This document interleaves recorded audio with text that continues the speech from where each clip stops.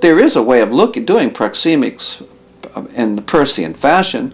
You could certainly take Ray Birdwhistle's materials on proxemics, or somebody else who's done all this type of work, and try to show how they exemplify Peircean categories. Obviously, there are indexical gestures, just as there are iconic gestures, and just as there are symbolic gestures. And certainly you could do this. Peirce didn't do it. I think that's a job for a sort of a different type of semiotic thing. But if we're going to talk about how communities are formed, we would say communities are formed by our ability to read one another's gestures and to, I think, to participate in a common field of gestures, which give rise, obviously, to very different forms of feeling.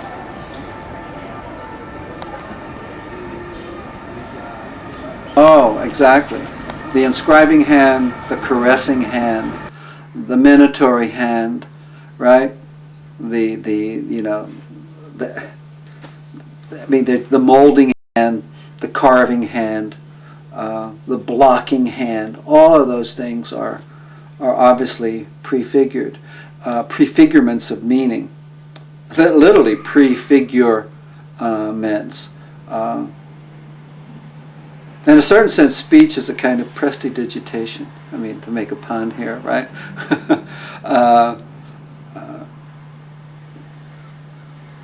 But I mean, that's a very, very, very, very long story. I think the best account of this is actually not found in the pragmatist tradition, but is found in that stupendous chapter in Merleau-Ponty's Phenomenology of Perception on the body of speech.